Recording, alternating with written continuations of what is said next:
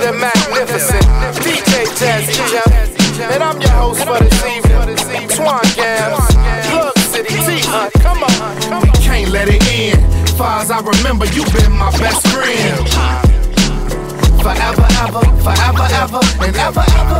Me and hip hop together, we gon' hit top. From hip hop and the hip hop, we can't stop. Rockin' from the bang bang boogie, up jump the boogie from the rhythm of the boogity beat. I've been touring mostly from the time of the last album to this album. That's what kind of really took a while for me to either go in the studio and even finish the album, because I've been touring consistently for the past 5 years. But happy that it's done.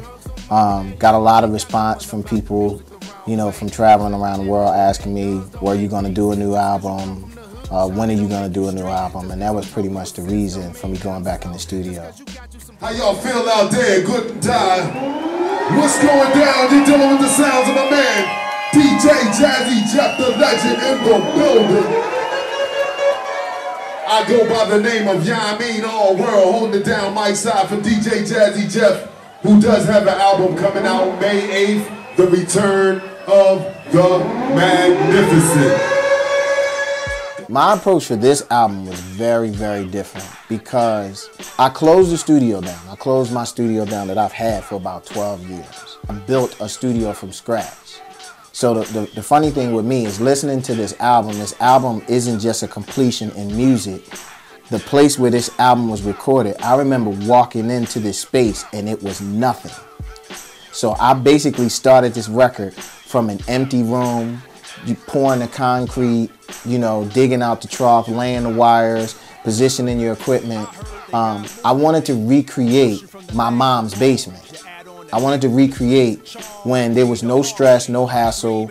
You didn't think about the music. You didn't think who was going to play it. You didn't think who was going to like it. You just did music from your heart. However it comes, it comes. The Lazarus rapping, I'm applying. Could've tried acting, but fronting on trying. I'm like Will, who make the mills as an actor. So Jeff's the DJ, I'm still the rapper. Hey Jeff, I have Will on the line for you. Snazzling! What up, man? Yeah, that's Will. That's Will. He was the one that actually gave me an idea for doing a skit, you know, on the record. I was talking to him just about some of the concepts that I wanted to kind of do a skit that kind of tied the whole record together. And we talked about just the whole how, you know, a lot of times people ask me where's Will at. So he was like, you should really make a really funny joke out of that. So, you know, I told him what I wanted to do, and that was just one take. I just called him on the phone, said I'm going to record it, and he said okay, and I just called and just taped it, and that's what we came up with.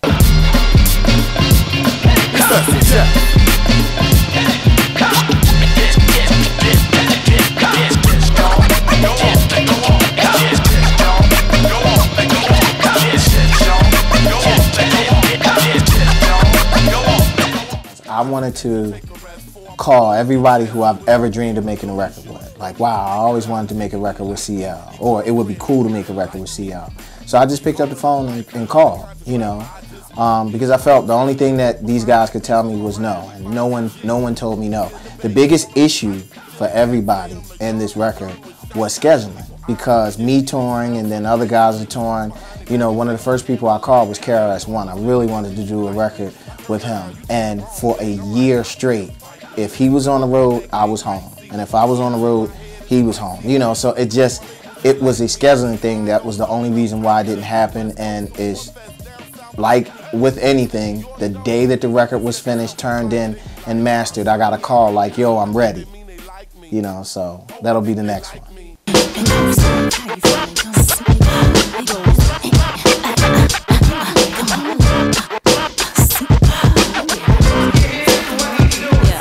Most of the collaborations, you know, were conversations, you know, from Method Man to CL to Big Daddy Kane. You know, the song actually took the shortest amount to do. It was the talk before the song, you know, just from how we all go way back and just, you know, discussing, you know, what our concerns about the industry and just where, you know, where is it going and how we feel that we can change it and make an impact. And, you know, so those were great storyboards for the song. brand new funk. Deep crack Philly, who wanna run with me? What's so up, young buck? Ain't nothing to me. I got bullies, semi-arties, it's all homie. I brought armor for drama, you ain't got nothing for me. Go in my zone when I write. It's not surprising, you hear my flow and wanna bite. My only options to dust the dirt off my shoulders is Rockefeller. I thought you know by now, I would hope it gets it jealous when they see me. Well, you know what? I'm gonna tell you something that's very interesting about me. I hate playing my stuff. I've never felt comfortable playing my own music. This album was a little bit different with records like Brand New Funk, with PD Crack. I played that and got incredible response. You know, I kind of actually gave that out to the radio in Philadelphia because, you know, that was a really big hometown record, and what happened was it hit the radio and went crazy.